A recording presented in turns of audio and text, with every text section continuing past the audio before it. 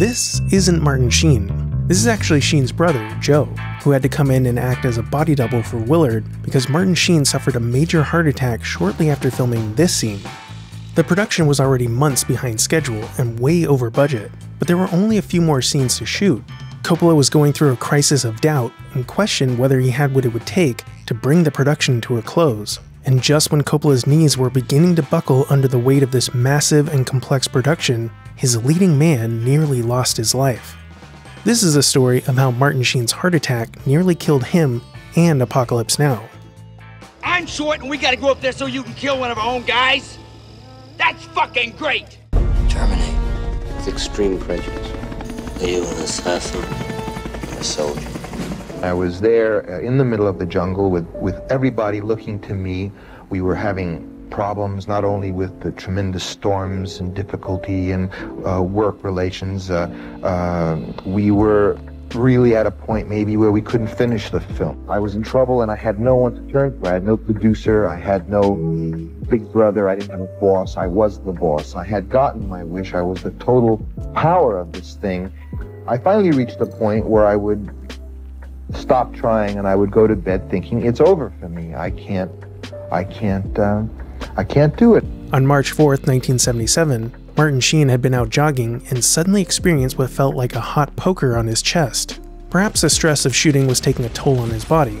After all, they were shooting in terrible conditions. It was extremely hot and there was tons of heavy rain, mud, and mosquitoes. Not to mention he was eating terribly and smoking 3 packs a day. That night, he was reading alone in his room near the shooting location and felt the hot poker again. His wife Janet was back in Manila near the production headquarters, and he was all alone. He tried to sleep, but he kept waking up with the pain until the next morning when he stumbled to a public bus saying, "I crawled to the side of the road and propped myself up and waited.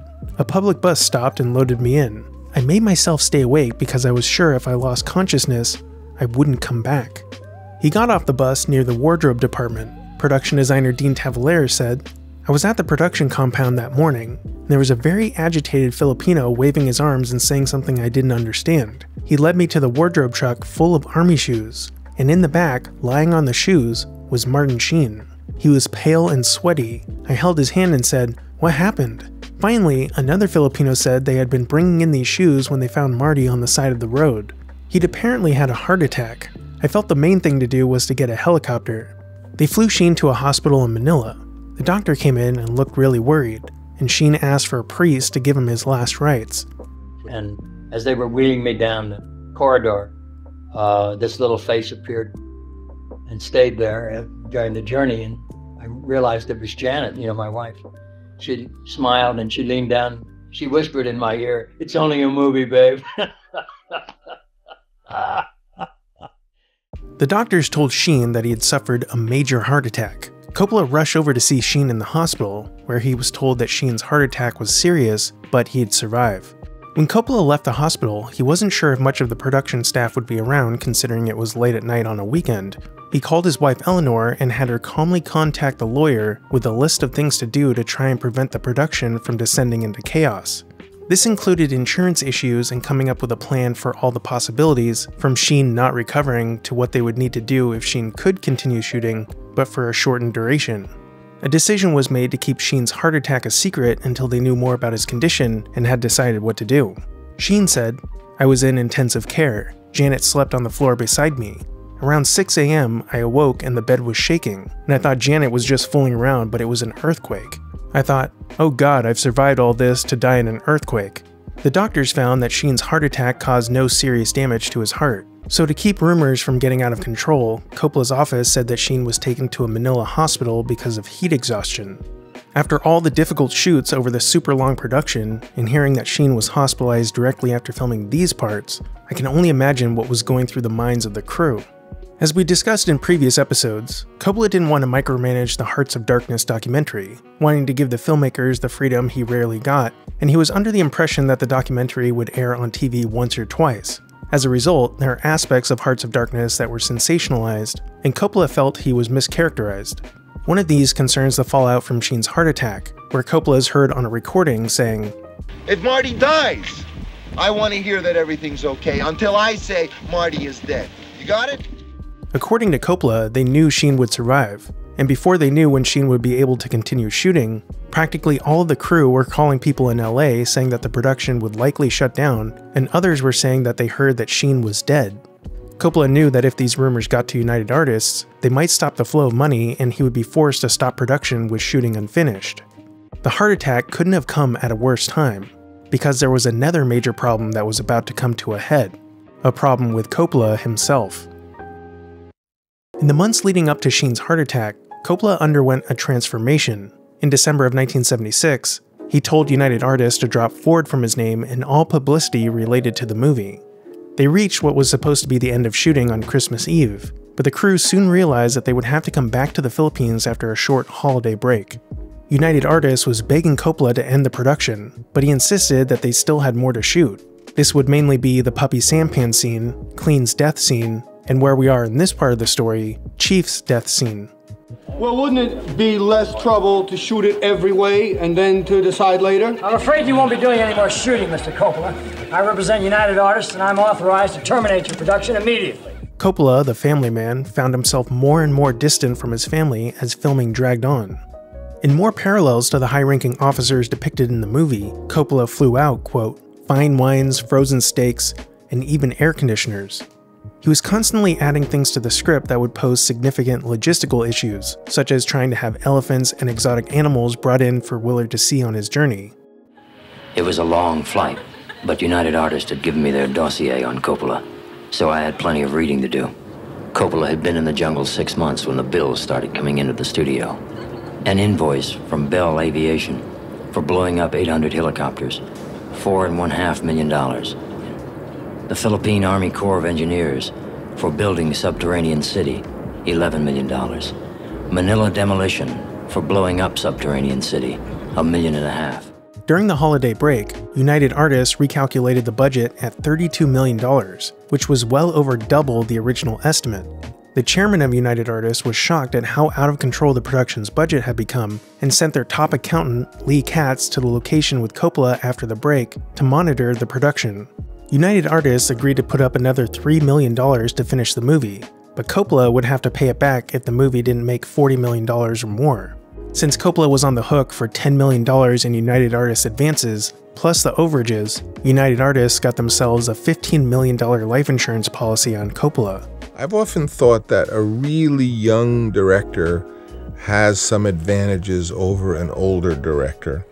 And, you know, a young director has enthusiasm. Certainly an older director can have enthusiasm. But young director has something the older director doesn't have. The younger director has basically stupidity. I mean, which is to say that he will attempt things that are so stupid, that are so obviously impossible to do. And when I think of this movie and what we were trying to do with the money we actually had and to sign myself on the line as I did, I mean, what was I thinking? Coppola said, at that point, when a film is running into overages, a studio sends out an experienced production guy, and I found Lee Katz a person I could talk to, and to whom I could explain my priorities. So he was a help and a gentleman and someone whose advice I actually welcomed. Interestingly, the insanely expensive destruction of the Kurtz compound that would eventually be cut from the movie was deemed a necessary expense by Katz. We'll talk more about that in a later episode. I know that every building that's built runs into big production overages. Every bridge that's built, every NASA project, any large project that involves lots of people, conditions, weather of a construction nature goes over all the time, and a movie is no exception.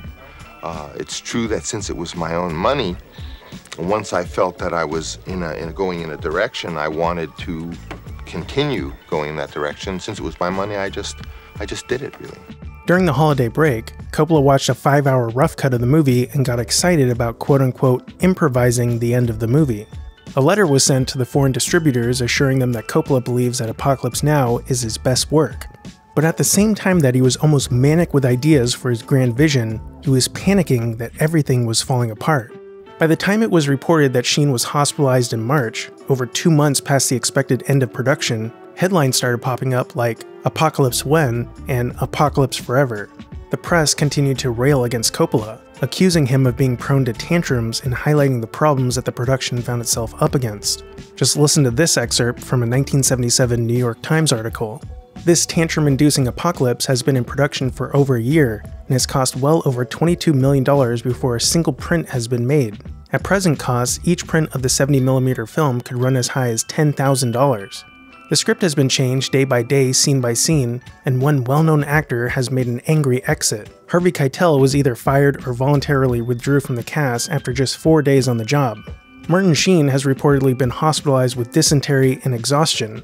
There have been a typhoon and an earthquake, quarrels and more quarrels, accusations and counter-accusations. And over the whole massive enterprise, there hangs the most crucial question of all. Will the public spend a total of $70 million, the sum necessary to permit the film to show a profit? Before the film was released, a lot of people said, Coppola is a loser. It's all over. The film is a loser. I was the dark horse, and I didn't have a lot of help from certain establishment aspects that, you know, had no reason to wish me well. Very naively, I thought that the film would just go, you know, kind of very smoothly. We'd be done, and the film would be a great success, and then we'd go and we'd start the MGM of the future. To deal with the press, the production even hired the team behind Jimmy Carter's successful presidential campaign. I couldn't see him yet, but I could feel him. As if the boat were being sucked upriver and the water was flowing back into the jungle. The stress of the production had nearly killed Sheen, but it was taking a massive toll on Coppola as well. While Sheen was playing the role of Willard, Coppola was living it, traveling up a metaphorical river into his own heart of darkness, filled with doubt and inner turmoil. And I'm feeling like an idiot, having set in motion stuff that doesn't make any sense, that doesn't match, and yet I'm doing it. And the reason I'm doing it is out of desperation, because I have no rational way to do it. What I have to admit is that I don't know what I'm doing. Well, how do you account for the discrepancy between what you feel about it and what everybody else who sees it? Because they see the magic of what has happened before. I'm saying, hey, it's not going to happen. I don't have any performances. The script doesn't make sense. I have no ending. I'm like a voice crying out, saying, please, it's not working. Somebody get me off this. And nobody listens to me. Everyone says, yes, well, Francis works best in a crisis. I'm saying this is one crisis I'm not going to pull myself out of. I'm making a bad movie, so why should I go ahead? I'm going to be bankrupt anyway. Why can't I just have the courage to say it's no good? At the same time, he was living the role of Kurtz, commanding a devoted army, an army putting their bodies on the line for his grand vision, and yet, it was Coppola who had everything to lose. Coppola acknowledged that being in a sort of dictator position as director, combined with being wealthy, using his own money to make the movie, and coming off the massive success of the Godfather movies, made his state of mind similar to Kurtz. Eleanor Coppola writes, more and more it seems like there are parallels between the character of Kurtz and Francis. There is the exhilaration of power in the face of losing everything, like the excitement of war when one kills and takes a chance of being killed. Francis has taken the biggest risk possible in the way he is making this film. He's feeling the power of being the creator-director and the fear of completely failing. Coppola was on the verge of a nervous breakdown. At the same time, he was flying in a Japanese chef to cook him Kobe beef, who was having visions of one of the Playboy bunnies as a devil. He even suffered an epileptic seizure. There's almost anything I do to get out of it. I'm already thinking about what kind of sickness I can get. I was in the rain on a platform thinking if I just moved a little, I'd just fall 30 feet. It might kill me, but it might paralyze me or something, and then it would be a graceful way out. Coppola told Sheen a story from the Godfather production when he was sitting in a bathroom stall and overheard two crew members say that the movie was a load of shit and the asshole director doesn't know what he's doing. Coppola was starting to feel this kind of imposter syndrome again, with people now thinking, this is the guy who made The Godfather?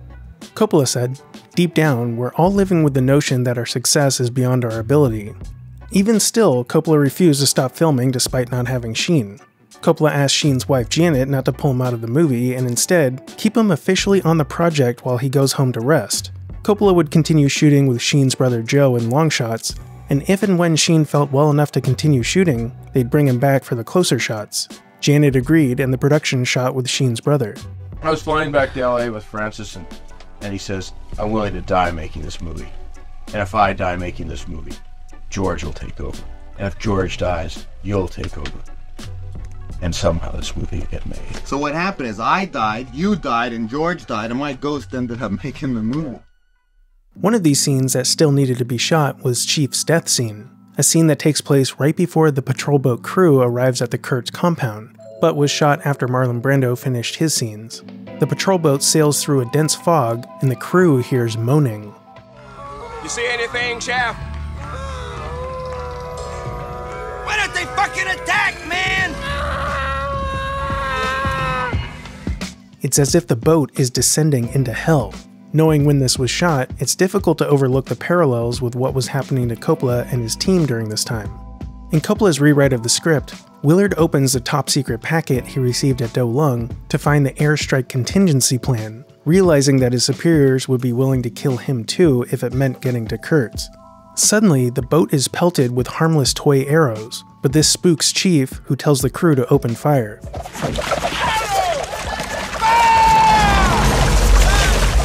Chief and Chef panic while Lance plays. Willard tries to tell Chief that there isn't any danger, but Chief has finally snapped. I can see this as potentially symbolizing the inner feelings of any lowly soldier in history who feels that their life is being recklessly sacrificed to achieve a larger strategic goal, or in this case, a confusing and perhaps needless goal. And then there's the added context of people being drafted into an unpopular war. On the other hand, we can again see a parallel between the story and the production, with Chief being a member of the production crew, finally snapping while being dragged down into Willard, or Coppola's, Heart of Darkness. And when you get into this anger, Albert, don't decide where you're going to get to. Wherever you get to, as long as it's out of you, is okay. Speech of fire, fire. You demons, you sons of bitches, get away from us, get away from this boat. Back, you walking dead, you zombies, you sons of bitches. Captain, you made this. This is your hell, your nightmare. Why don't we go, you want to kill us all? You're insane, you've gone insane, you're more of a savage, you're insane savage like those people, or something like that. Beautiful. You try it though. This is your hell. This dream is your hell. This is your nightmare. You made it. You nickel duckling dipsomaniac son of a bitch. You pass. Somehow get the idea that you've gone mad. Coppola had an idea to have exotic birds fly out from the jungle as the arrows are flying toward the boat. They even sent an assistant to search for birds with large beaks, and apparently the assistant accidentally stumbled upon the rebels in the jungle. But I haven't been able to find out the specifics of what happened. Now, we have the main boat approaching. Now we have the birds. We don't have the birds great, but we'll never get it great. The birds, and then I propose that we do 4 close-ups. Sam, Chief, Martin, everyone, looking at the birds so I can use the sound of the birds with maybe 3 birds going through, and I can create the illusion of there being birds. During filming, Eleanor Coppola wrote, "Yesterday I went up on the hillside where the special effects men were getting ready to shoot off the arrow attack. They were hidden in little clearings chopped out of the jungle connected by paths through the foliage. It reminded me of a layout for Japanese gun emplacements in an old World War II movie. I set up my camera in a clearing that had a good view of the river. I wanted a shot with the effects men firing in the foreground and the arrows raining down on the PBR. I am sitting on the roof of the PBR. The production is waiting for the light to match the last shot. I can see a man in the river swimming along pushing a rock in front of him. A fake boulder must have gotten loose during the last shot. Suddenly, a spear is thrown from the jungle and impales Chief through the back. A spear. Here's a closer look at who threw the spear. What's interesting here is that in a previous shot of the man with the spear, we can see Dennis Hopper as the journalist taking pictures of the event as it unfolds. With Chief's last bit of strength as he's dying, he tries to kill Willard by pulling him down on the spear for putting him in this situation. Again, it's easy to see a parallel with Coppola's guilt over Sheen's heart attack. In Coppola's 1975 rewrite of the script, Chief just dies, but interestingly, in Milius's 1969 draft of the script, Clean is stabbed with a bayonet by an NVA soldier during a climactic battle and strangles the man who stabbed him before dying. So in all the shots of this scene where you can't see Willard's face, it's Sheen's brother Joe. It looks pretty seamless to me. They worked this way for a while, but soon the stuff they could shoot without Sheen began to dry up. Okay, I'll shoot anything. Okay. Tell me something I can shoot. Well, we're out of little pickups to shoot. I'll shoot the transition to medevac, or I'll do a take of this. I'll shoot anything. Give me a break. What did I accomplish today? You found out, number one, that we were going to have a tremendous problem without Marty with these scenes. We knew we were going to have to at least open one major scene without Marty. I knew that along. I told you we could get through 3 weeks or 4 weeks maybe, but after that we were in trouble. We both knew it. It had been a long, tough shoot, and on top of all of the issues Coppola had to oversee, he also had the added responsibility of trying to keep the crew's spirits up. One of the prop men would get drunk and throw all of the hotel's deck chairs into the pool every night. To help morale, United Artists began sending NFL highlights to Pagsanjan each week. During March, Philippine President Ferdinand Marcos visited the set. They weren't able to use any pyrotechnics that day because they needed to be aware of a possible rebel attack. They continued to film at the Kurtz compound, which was a big structure, and the Philippine government said that they had to remove it after filming, so they decided they would blow it up in an airstrike for the finale of the movie. They used some of the time during Sheen's absence to plan how they were going to blow it up and how they'd film it. One of the ideas was to shoot it with infrared film to make it look more surreal. Production designer Dean Tavoularis built a bunker that would house all of the controls for the lights and the explosions. Screenwriter John Milius, who was going through a divorce, called Coppola and told him he needed a mission, so Coppola brought him over to help make the script more like Joseph Conrad's Heart of Darkness, the novella the movie was loosely based on. There was a sense of relief in the crew who worried that Coppola was going off the rails, and Milius would rein him back in. They told Milius to go to Coppola and tell him that he's been crazy, and to listen to reason. I felt like von Rundstedt going to see Hitler, in 1944, and I was going to be telling him there was no more gasoline on the Eastern Front and the whole thing was going to fold, And I came out an hour and a half later, and he had convinced me that this was the first film that would win a Nobel Prize, On March 31st, the crew celebrated the 200th day of shooting, with a party including a cake, roast pig, prosciutto and melon, as well as a fireworks display spelling out the words, "Good luck, Francis." Coppola was trying to keep morale up, but he himself was deep in the heart of darkness. There's a great comment on the Tiger Attack episode by Roy Lopez 778 that reads, "It's really interesting to approach the movie production as if going into that war, and that darkness. Perhaps this is a legacy of the plan to really shoot in Vietnam, or something about Lucas and Milius wanting to compensate for not being drafted. And isn't it also poetic that the original script was about teaming up for victory at the end, and the actual movie ended without that victory at all? Was Coppola searching for a mess that he couldn't get out of, and couldn't win?" It's interesting to consider how intertwined the movie's story, the story of the production, and the story of the Vietnam War really became. Amidst all the problems with the production, Coppola's marriage was also strained to say the least. Eleanor worried about Francis's mental state, saying, "I feel as though a certain discrimination is missing, that fine discrimination that draws a line between what is visionary and what is madness. I am terrified." Well, he did, at one point, he fainted, he had a collapse, and he told me that he could see himself going down a dark tunnel, and he didn't know if he was dying or leaving this reality or what was happening to him.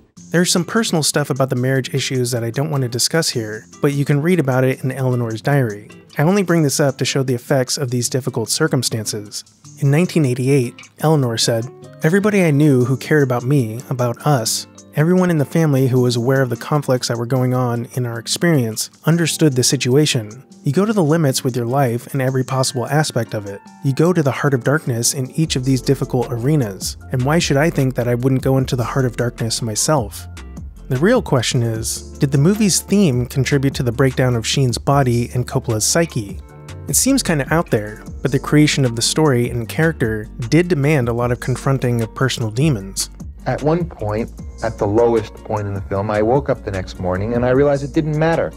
It's like the guy who says, "I don't have to go to work. I don't need a new car. I don't need to be a big deal in my career, It's not important anyway. There are more beautiful and more important things in life than that." So I started realizing I can make this into a personal film. I can really follow my own instincts, irregardless. Since I'm already washed up, I'll be washed up and at least make the movie that I believe in.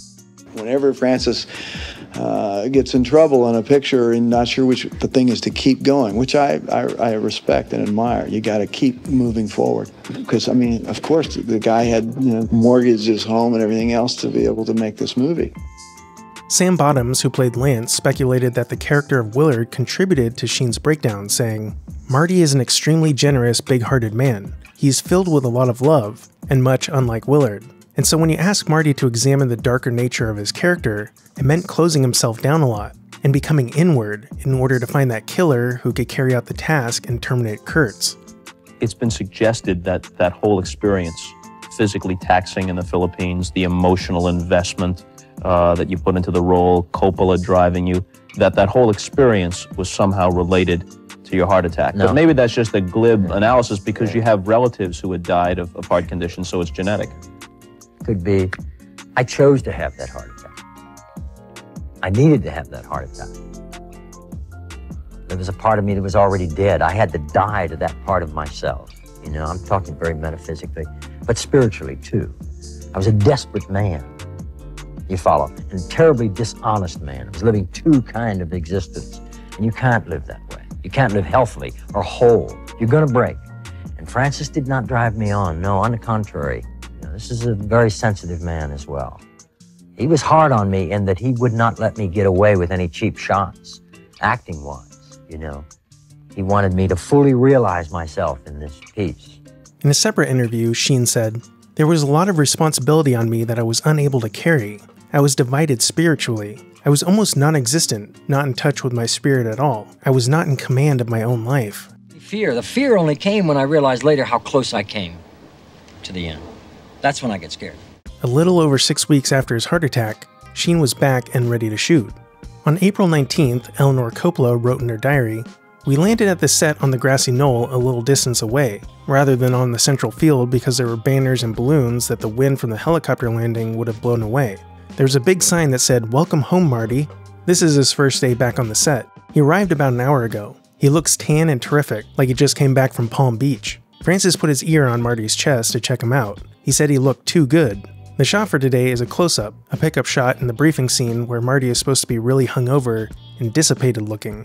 Within a week of Sheen's return, he would shoot the puppy sampan scene. Sheen had gone through a sort of rebirth, and now it was Coppola's job to press on and finish shooting despite his doubts. It's funny, I listen to you, and now that I'm getting older, you know, people are extremely impressed to meet me and stuff, but half the time I was in despondency of having no talent, and I was just not cutting it, you know. And if you have a failure is not bad. You learn a lot from the failure. Failure is not bad. Now, first of all, failure is not necessarily durable. Remember that the things that they fire you for when you're young are the same things that they give lifetime achievement awards for you when you're old. And it makes sense. It's because when you do something like that, you're stepping out of line somehow, and it rubs people the wrong way, and they say, well, that's no good. But maybe it rubs people the wrong way because it is good. Right. And finally you say, fuck it. I don't care if I'm pretentious or not pretentious, or if I've done it or I haven't done it. All I know is that I am going to see this movie. And that for me, it has to have some answers. And by answers, I don't mean just a punchline. Answers on about 47 different levels. In a beautiful transitional scene, we see Lance decorating Chief's corpse, while Willard reveals to Chef what his mission really is. The whole scene is bathed in yellow sunlight. In his color theory, cinematographer Vittorio Storaro says that yellow represents consciousness, which could represent Willard finally revealing his mission. That's fucking typical. Shit.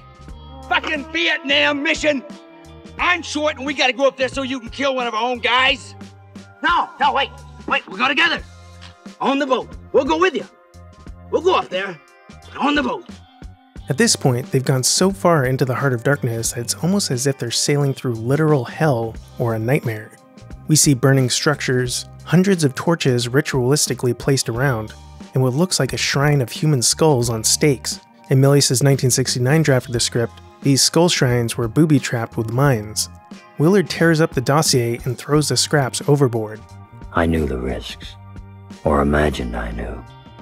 But the thing I felt the most, much stronger than fear, was the desire to confront him.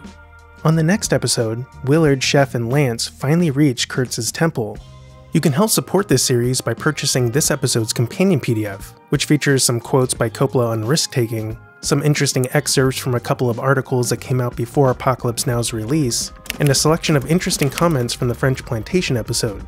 It's just $1 and it really helps the channel. You can also support CinemaTyler on Patreon at the $5 level to get access to all of the PDFs I've made for this series.